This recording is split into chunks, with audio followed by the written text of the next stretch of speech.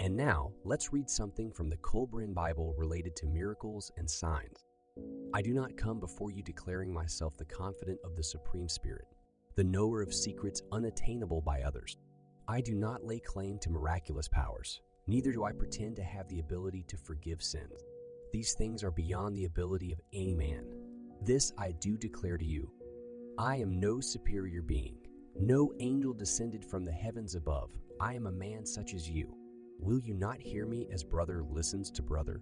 Will you pay less attention because I am cast in the same mold as yourselves?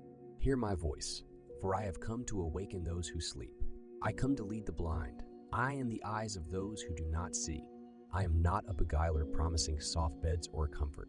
I come as a warner against those who promise an easy way, and I raise my voice against any who lull you into indolence by declaring the ability to intercede for you. There is no easy way, and no one can intercede for another. Each man is the master of his own fate. As each man plants, so shall he garner, and as he molds himself, so shall he come forth. There is always a day of reckoning. Long years I struggled and prepared myself, seeking to discover truth and the purpose of life. Then the day came when I entered into the sleep, which awakens the soul spirit. Then when the truth was revealed, I saw myself as one seeking for selfish ends, for the satisfaction and contentment of knowing. When first I was charged with the burden of a prophet, my heart cried out, "Is it for this greater affliction that I have suffered and toiled? Where is my reward?" I, who should be strong, was weak. The inner voice of my conscience came to my aid, and I obeyed its command. I devoted my full attention to the instructing voices. I tested them for reality and knew they were no delusion. I act only upon the knowledge and proofs I have been given. I am not a bearer of idle tales. Do you think me such a fool as to sacrifice all I held dear, to give up all I possessed, to come and preach a false doctrine to those who would repay me with nothing but scorn? Do you consider me so lacking in wit that I would commit such an act of folly? Do not disregard what I have to say. The words I speak were dearly bought. Do you treat them contemptuously because it was not you who paid the price? Hear and heed. I come to proclaim the way of truth. I can neither save you from the effects of your own errors nor remit even the slightest transgression. I can only point the way. I can only offer myself as a guide.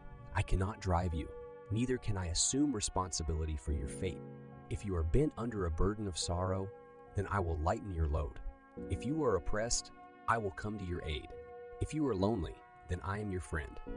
My hand is ever ready to help. All things within my power to give I gladly offer, whether they be of this world or transcending it.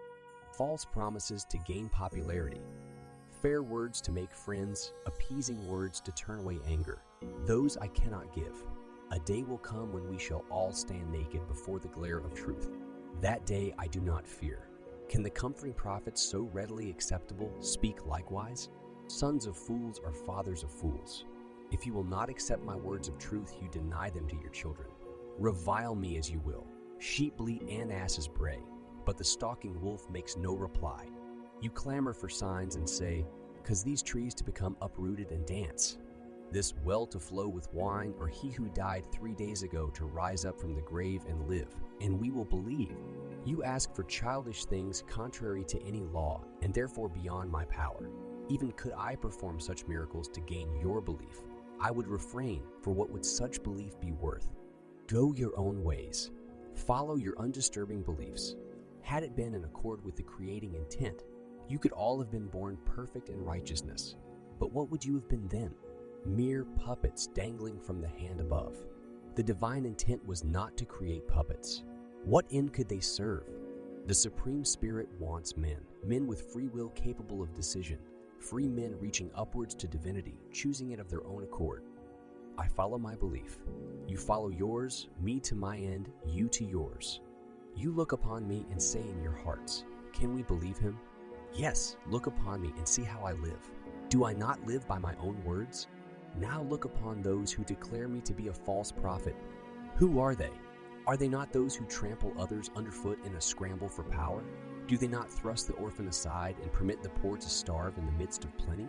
Who is the less hypocritical, the man to follow and believe? May the woes of the world descend upon those who pray with the lips while their hearts remain dead and unmoved. Likewise, those who display devotion in public places but turn a hungry man away from their back gate, let them suffer no less who worship in the daylight, but in the darkness of night indulge in whispers of scandal and deceit.